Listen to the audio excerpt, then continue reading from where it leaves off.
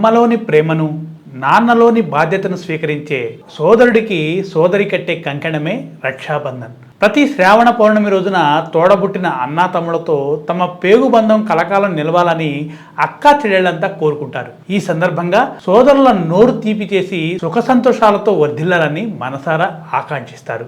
రాఖీ యొక్క సాధారణ దారాలు అన్నదమ్ముల పవిత్ర ప్రేమకు ప్రతీక. ఒక సోదరి తన సోదరుడి మణికట్టుకి రాఖీ కట్టినప్పుడు ఆమె జీవితంలో అన్ని ఆనందాలను పొందాలని ఆమె భావాలు తన సోదరుడి వైపు ప్రవహిస్తాయట. రక్షాబంధన్ సాంప్రదాయం హిందూ పురాణాలు మరియు చరిత్రలో మూలాలను కలిగి ఉంది. ఇక్కడ ద్రౌపది అనే రాణి తన చీర ముక్కను శ్రీకృష్ణుడు మణికట్టు చుట్టూ కట్టి యుద్ధగాయం నుండి అతని రక్తాన్ని ఆపుతుంది. ఆమె సంజ్ఞతో తాకిన కృష్ణుడు ఆమెకు అవసరమైనప్పుడు ఆమెను రక్షిస్తానని వాగ్దానం చేశాడు. అసలు రాఖీ పండుగ అంటే రక్షాబంధన్. రక్షాబంధన్ పండుగ అంటే రక్ష మరియు బంధన్ అనే రెండు పదాలతో రూపొందించబడింది. సంస్కృత పరిభాష ప్రకారం సందర్భం అంటే రక్షణ యొక్క టై లేదా ముడి. ఇక్కడ రక్షణ అనేది రక్షణను సూచిస్తుంది, మరియు బంధన్ అనేది కట్టే క్రియను సూచిస్తుంది. ఈ రెండూ కలిసే ఈ పండుగ. సోదరీమణుల అనుబంధం యొక్క శాశ్వతమైన ప్రేమను ఈ రక్షాబంధన్ సూచిస్తుంది. రక్షాబంధన్ భారతదేశంలో మరియు ప్రపంచవ్యాప్తంగా ఉన్న భారతీయుల్లో విస్తృతంగా జరుపుకునే పండుగ. ఇది ప్రేమ, సంరక్షణ మరియు ఐక్యత యొక్క సార్వత్రిక విలువల వేడుక. వివిధ మతాల్లో దీన్ని వివిధ పేర్లతో జరుపుకుంటారు. జైన మతంలో ఈ పండుగను భక్తులకు ఉత్సవ దారాలను ఇవ్వడం ద్వారా జరుపుకుంటారు. సిక్కు మతంలో దీన్ని రకార్ధి లేదా రాకారీగా అని పిలుస్తారు. చివరిగా రక్షాబంధన్ అనేది తోబుట్టువుల మధ్య లోతైన బంధాన్ని మరియు రక్షణ, ప్రేమ, ఐక్యత యొక్క సార్వత్రిక విలువలను జరుపుకునే పురాతన ఇతిహాసాలు మరియు సాంస్కృతిక అభ్యాసాల సమ్మేళనం. ఇది సంబంధాల వేడుకలో కుటుంబాలు మరియు స్నేహితులను ఒక చోట చేర్చడం కొనసాగుతుంది. శ్రావణ పూర్ణిమనే రాఖీ పౌర్ణమి, జంధ్యాల పౌర్ణమి పేర్లతో పిలుస్తారు. వాస్తవానికి భారతదేశంలో రాఖీ పౌర్ణమి లేదా రక్షాబంధన్ ఎప్పుడు ప్రారంభమైందో, ఎలా ప్రారంభమైందో తెలిసే నిర్దిష్ట సాక్ష్యాలు లేవండి.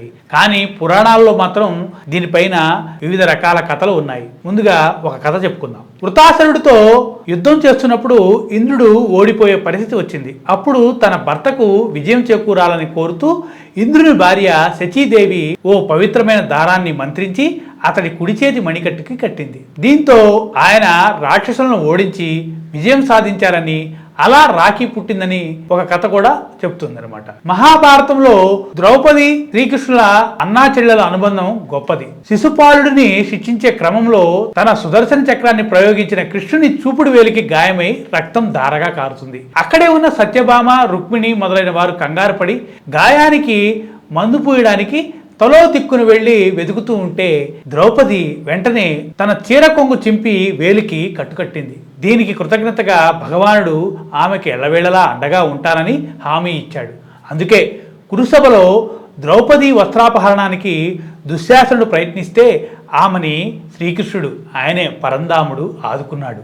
ఇంకో కథ ఏంటంటే, రాక్షసరాజు బలిచక్రవర్తి భూమండలాన్ని ఆక్రమించినప్పుడు దానవుల నుంచి మానవులను రక్షించడానికి శ్రీ మహావిష్ణువు వైకుంఠాన్ని వదిలి వామనుడి రూపంలో భూమి మీదికి వస్తాడు. అప్పుడు లక్ష్మీదేవి ఒక బ్రాహ్మణ యువత రూపంలో రాక్షసరాజైన బలిచక్రవర్తి దగ్గరికి వెళుతుంది. శ్రావణ పౌర్ణమి రోజు బలిచక్రవర్తికి పవిత్ర దారాన్ని చేతి కట్టి తానెవరో చెబుతుంది. తన భర్తని ఎలాగైనా తిరిగి వైకుంఠానికి పంపించాలని అతన్ని కోరుతుంది.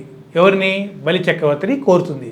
అప్పుడు బలి ఆమె కోసం తన రాజ్యాన్ని వదిలి మానవులకి విముక్తి కలిగిస్తాడు. అలా విష్ణుమూర్తిని వైకుంఠానికి వెళ్ళమని కోరుతాడు బలిచక్రవర్తి. చరిత్రలో కూడా ఒక కథ ఉందండి. అదేంటంటే, అలెగ్జాండర్ భార్య రోక్సోనా తక్షశిల రాజు పురుషోత్తముడిని తన సోదరుడిగా భావించి రాఖీ కడుతుంది. విశ్వవిజేతగా నిలవాలనే తపనతో గ్రీకు యువరాజు అలెగ్జాండర్ క్రీస్తు పూర్వం 326లో భారతదేశంపై దండెత్తి వచ్చాడు. ఆ క్రమంలో బ్యాక్ట్రియన్ యువరాణి రొక్సానాను వివాహం చేసుకుంటాడు అలెగ్జాండర్. ఆ వివాహ బంధం ద్వారా మధ్య ఆసియా, ముఖ్యంగా జీలం, చీనాబ్ నదుల మధ్య ఉన్న రాజ్యాలను జయించాలని భావించిన అలెగ్జాండర్ ఆ రాజులపై యుద్ధాన్ని ప్రకటిస్తాడు. అప్పుడు పురుషోత్తముడిపై దండెత్తి రావాలని అలెగ్జాండర్ని అంబి ఆహ్వానించాడు. దీంతో జీలం నది ఒడ్డున పురుషోత్తముడు అలెగ్జాండర్ సేనలతో యుద్ధానికి సిద్ధమవుతాడు. పురుషోత్తముడి పరాక్రమాల గురించి తెలుసుకున్న అలెగ్జాండర్ భార్య రోక్సానా ఆయనను తన అన్నలా భావించి పురుషోత్తముడికి రాఖీ కడుతుంది. తర్వాత పురుషోత్తముడిని యుద్ధంలో తన భర్త అలెగ్జాండర్ ఓడిపోతే చంపవద్దని కోరుతుంది. దీంతో అలెగ్జాండర్ని చంపే అవకాశం చిక్కిన తన చేతికున్న రాఖీని చూసి పురుషోత్తముడు విరమించుకున్నాడు. ఇది చరిత్రలో ఉన్న కథ.